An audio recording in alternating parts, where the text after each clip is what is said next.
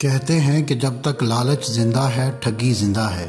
شاید یہی وجہ ہے کہ ہر دور میں فراڈ کرنے والوں نے نت نئی اسکیموں سے لوگوں کو لوٹا ہے، اور دنیا بھر کے لوگ بلا تفریق رنگ و نسل و مذہب لٹے بھی ہیں۔ انسان کی فطرت میں موجود لالچ کی عادت کو یہ ٹھگ اور فراڈیے خوب پہچانتے ہیں، اور اسی بنیاد پر ایسا جال بنتے ہیں کہ انسان کو لکودک صحرا میں ٹھنڈے پانی کے چشمے اور میٹھے پھلوں سے لدے سرسبز باغ نظر آتے ہیں۔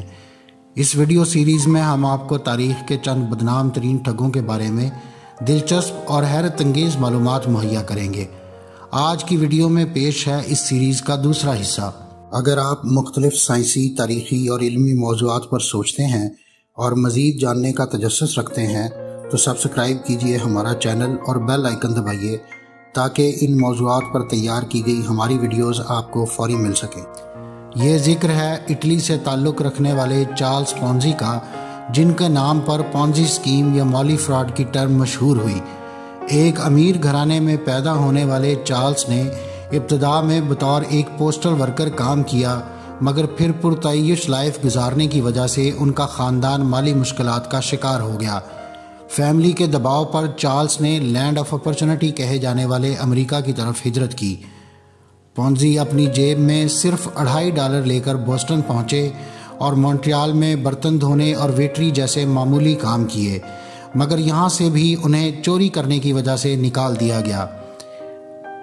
بالآخر انہیں کلرک اور پھر بینک مینیجر کے طور پر بھی کام کرنے کا موقع ملا، اور اسی ملازمت کے دوران پونزی نے stealing from Peter to pay Paul کا مشہور آئیڈیا سوچا، جو بعد میں ان کا ٹریڈ مارک بن گیا۔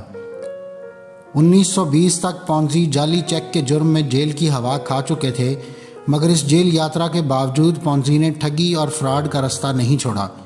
حالانکہ اس دوران پونزی نے اپنی اسٹینوگرافر سے شادی بھی کر لی تھی۔ پونزی نے کچھ عرصے بعد اپنے فادر ان لا کے گروسری سٹور میں کام کیا، اور اس کے علاوہ بھی دیگر کئی چھوٹی بڑی نوکریاں کیں، مگر کوئی نوکری لمبی نہیں چلی اور جلد ہی وہ کسی نئی ملازمت کی تلاش میں نکل پڑتا۔ اسی دوران اس نے اٹلی سے لوگوں کو امریکہ سمگل کرنے کا کام بھی کیا، مگر اس میں بھی پونزی گرفتار ہوا اور اٹلانٹا کی ایک جیل میں اس نے 2 سال گزارے۔ اگلے فراڈ میں اس نے لوگوں کو کہا کہ پوسٹل ریپلائی کوپن اسکیم میں انویسٹ کریں، کیونکہ اس نے ایسا مشہور کیا کہ مختلف ملکوں میں کوپن کی قیمتوں میں فرق کے باعث انویسٹرز کو صرف 45 دن میں 50% تک منافع ملے گا۔ چارلز نے اپنے ابتدائی انویسٹرز کو اس شرح سے منافع دیا بھی، مگر یہ اس نے صرف اپنے انویسٹرز کی تعداد کو بڑھانے کے لیے کیا، اور ایسا ہوا بھی۔ لوگوں نے لائنوں میں لگ کر اس کی اسکیم میں انویسٹمنٹ کی۔ جن لوگوں نے اس سے منافع حاصل کیا تھا، انہوں نے بھی مزید منافع کے لالچ میں دوبارہ پھر اسکیم میں انویسٹ کیا۔ نتیجہ یہ ہوا کہ سارا پیسہ آخرکار چارلز پونزی کے پاس ہی رہا۔ اس کے علاوہ اس نے سیلز ایجنٹس کو پرکشش کمیشن کا لالچ دے کر اپنی اسکیم کا دائرہ کار بڑھانے کے لیے استعمال کیا، جس سے شہریوں کی ایک بڑی تعداد اس کی اس اسکیم کی طرف متوجہ ہوئی، اور لوگوں نے زندگی بھر کی جمع پونجی اور اپنے تمام تر اثاثے اس کی اسکیم میں زیادہ منافع کے لالچ میں انویسٹ کر دیے۔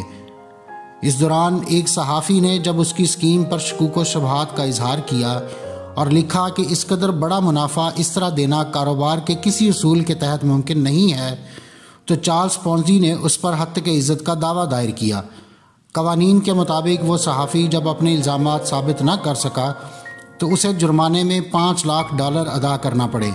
اسے کچھ عرصہ تک کسی کو اس کے متعلق نہ صرف کوئی سوال پوچھنے کی ہمت ہوئی، بلکہ عوام میں اس اسکیم کی مقبولیت اور شہرت میں مزید اضافہ ہوا۔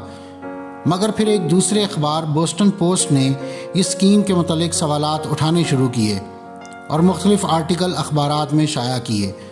تحقیقات کا آغاز ہوا تو انویسٹرز نے رقم واپس مانگنا شروع کر دی، اور یہیں سے چارلز پونزی کا زوال شروع ہوا۔ آخر پونزی کو 12 اگست 1920 کو گرفتار کر لیا گیا، مگر اس دوران انویسٹرز کو قریب $20 ملین کا نقصان ہو چکا تھا۔ کیس عدالت میں گیا، جہاں چارلز پونزی نے خود پر لگے فراڈ کے 86 الزامات کو درست مان لیا، جس پر عدالت نے اسے قریب 15 سال قید کی سزا سنائی۔ لوگوں کو بیوقوف بنانے والے اس شاطر پر جب قدرت کی پکڑ آئی تو اس کی بیوی بھی اس کا ساتھ چھوڑ گئی۔ آخر سزا پوری ہونے پر پونزی کو ملک بدر کر دیا گیا۔